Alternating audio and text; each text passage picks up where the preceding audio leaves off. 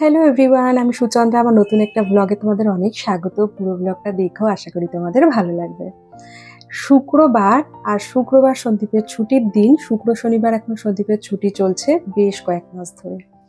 আজ ব্লগটা বিকাল থেকেই শুরু করেছি। চিনিকে নাচের স্কুলে সন্দীপ নিয়ে গেছে। হায়দ্রাবাদের ওয়েদার এখন ভীষণ ভালো, প্রত্যেক দিনই বলতে গেলে অল্প বিস্তর বৃষ্টি হচ্ছে আর ওয়েদারটা খুব ভালো। তো সন্দীপ যখন চিনিকে নিয়ে নাচের স্কুলে গেছে, আজকে ওয়াশিং মেশিনে অনেক জামা কাপড় হয়েছিল। আমি সেগুলোকেই আগে মেলে নিচ্ছি। ওয়াশিং মেশিনে জামা কাপড় মেলতে মেলতে ঠিক দেখো বাইরের প্রকৃতিটা কত সুন্দর।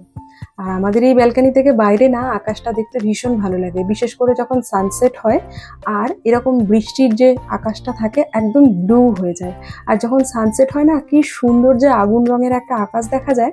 আমি ভিডিওতে অনেকবার তোমাদের সাথে শেয়ার করেছি, আমার তো ভীষণ ভালো লাগে। এটা তো রেন্টাল অ্যাপার্টমেন্ট। আমরা যখন এই ফ্ল্যাটটা ছেড়ে যাব না, সত্যি এই জিনিসগুলো কিন্তু স্মৃতি থাকবে। ভাগ্যিস আমি ভিডিও বানাই বলে। আমার ভিডিও যারা ডেইলি দেখে থাকো দেখবে আমি লুচি টুচি না ঘরে খুব কম বানাই, বিশেষ করে ময়দার জিনিসপত্র তো একদমই বানাই না। আজ অনেক দিন বাদে না খুব লুচি খেতে ইচ্ছা করছিল, তাই একটু আজকে ময়দা দিয়েই লুচি বানালাম। ময়দাটা একটুখানি তেল মিষ্টি নুন দিয়ে মেখে আগের থেকে রেখে দিলাম। আর এখানে একটু ঘুগনি বানিয়ে নিচ্ছি। ওই আলু সিদ্ধ করাই ছিল, নুন হলুদ দিয়ে ভেজে তুলে রাখলাম, তারপরে তেল দিয়ে তাতে অল্প করে জিরে শুকনো লঙ্কা তেজপাতা ফোড়ন দিলাম। গোটা গরম মশলাটা দিইনি কেন বলো তো, মটর সেদ্ধ করার সময় ওখানে দেওয়া আছে। তারপরে পেঁয়াজটা নুন দিয়ে ভেজে নিয়ে আদা রসুন কাঁচা লঙ্কার পেস্ট দিয়ে কষিয়ে নিয়ে টমেটোটা নুন দিয়ে নরম হতে দিলাম। দেন বেসিক গুঁড়ো মশলা যেমন কাশ্মীরি রেড চিলি পাউডার, অল্প জিরের গুঁড়ো, ধনের গুঁড়ো দিইনি আমি। আর ভাজা মশলা দিয়েছিলাম, যেটা হচ্ছে ওই শুকনো লঙ্কা ধনে জিরে সবগুলো একসাথে ড্রাই রোস্ট করে গুঁড়ো করে রেখেছিলাম সেটা। হলুদ দিয়ে নুন দিয়ে ভালো করে কষিয়ে নেব। কিছু চিকেনের বোনলেস পিস ছিল, সেগুলোকেও ছোট টুকরো করে বেসিক মশলা দিয়ে যেমন ম্যারিনেট করে রেখেছিলাম সেটা দিয়েও কষিয়ে নিলাম। নামানোর আগে নুন মিষ্টি দিয়ে ঘি গরম মশলা কাঁচা লঙ্কা দিয়ে ভালো করে নাড়িয়ে চাড়িয়ে গ্যাসটা বন্ধ করে রেখে দিলাম। রান্না আমার হয়ে গেছে, খাওয়ার আগে খালি লুচি ভাজবো।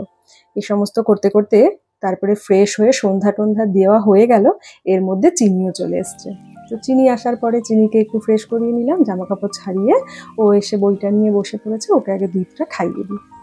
তারপরে আমি আর সন্দীপ খাবো একটু কফি। চাটা শেষ হয়ে গেছে, যেই চা পাতাটা আমি খাই ওটা এখন আর অর্ডার দিচ্ছি না, কারণ কদিন বাদেই তো আবার গ্রসারি অর্ডার করবো, আর তো কয়েকটা দিনের ব্যাপার, একবারেই অর্ডার দেবো। ওই জন্য একটু কফিই খাচ্ছি। আর ওয়েদারটা বেশ ভালো আছে, তাই জন্য একটু দুধ দিয়ে কফি খাবো। তো চিনির দুধটা খাওয়া হয়ে যাক, তারপরে ওকে খাইয়ে এসে না আমার আর সন্দীপের জন্য একটু কফিও বানিয়ে নিলাম। আর আগের দিন আমি বিশালে গেছিলাম, তোমাদের সাথে শেয়ার করেছিলাম এই সুন্দর ছোট্ট ট্রেটা, যার দাম 24 কি 25 টাকা নিয়েছে সিঙ্গেল পিস। এগুলো অনেকগুলো একসাথে কেনা যেতে পারে, বাট এটা আমি সিঙ্গেল পিস নিয়েছি। আর বিশাল থেকে যে স্ন্যাক্সগুলো এনেছিলাম, বিশেষ করে এই যে ডাল ভাজাটা বা ডাল বুট বলা হয়, সেটা না অনেক দিন বাদে খাচ্ছি।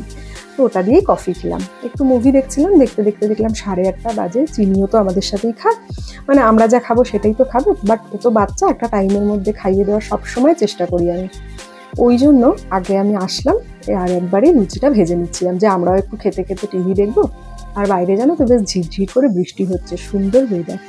তো লুচি বেলাবেলিতে আমি খুব একটা এক্সপার্ট না, অনেকবারই বলেছি তোমাদেরকে, কিন্তু লুচি দেখো সব কটা কিন্তু ফুলকো লুচি। আমি যখন ভাজছিলাম চিনি তখন অলরেডি খেয়েছে কিছুটা, এখন আমাদের সাথে আবার বসবে। আর দেখতেও বেশ ভালো লাগে না ছুটির দিনে পুরো সবাই একসাথে বসে। তা না হলে আমরা তো একটু লেটে খাই, আর চিনি ছোট, ওকে একটা টাইমের মধ্যে খাইয়ে দিই। ও কিন্তু ভীষণ ভালো খেয়েছে ঘুগনি লুচি। আর বাইরের ওয়েদার এত ভালো, তার সাথে এরকম একটা খাবার অনেকদিন বাদে খেয়ে না সত্যি ভীষণ ভালো কেটেছে ছুটির দিন। এদিকে দেখো আমরা খেতে বসে পড়েছি। লুচি একটু বেশিই বানিয়েছি, থাকলে একটু থেকে যাক অসুবিধা নেই, কিন্তু খাওয়ার সময় কম যেন না পড়ে। আর একটু মুভি দেখছি, ব্লগটাও শেষ করি। কেমন লাগলো জানিও।